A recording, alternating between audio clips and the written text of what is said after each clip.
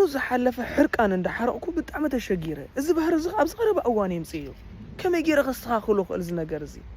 بجغ حجزن زبل تدغاغام حطوتات يزمصني مجمريا حرقان كنفلطو زلنا قال بقالو حرقان اكو جاكيت نايمتاي ناي بين ناي قانزاي استنزخايو ነገር አለው استغود اخايو ነገር አለው that's why كنت حرق زلخا حدا سب ወይ حنت سب كنت حرق كلاكو تكسمع له بين وش اتغود يلو that's why كو عاويلو زارب سوي ناي حرقان ملكت زري سلام انت لو وش كو حرقن ግን حرقان حما ማለት አይኮን ሰብ ولا بايبل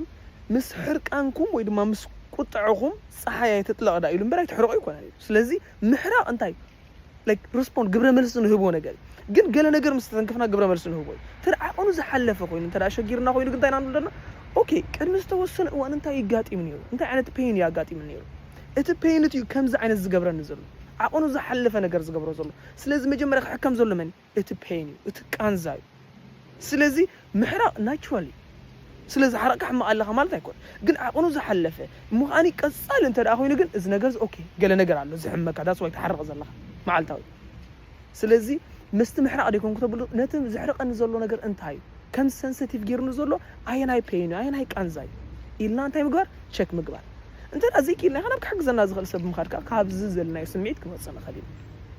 ከም ዛይት ኤክስፒሪየንስ ኣለኩም አቆኑ ዘሐለፈ ሕርቃን እንዳሐረኩም ትሽገሩዶ እስከ አብ ኮሜንት ሴክሽን ጽሐፉልኝ ናብ ቆርጥ ካሸር ጎራ ሐሳባቶም መታን ከቀምጡ I love you all peace and love guys so want حاجه زي ثيرابي or ሂሊንግ አገልግሎት ትሪሎም ካኒ ኣብ ኢንስታግራም ቮይስ መሰጅ ትሪለይ love you all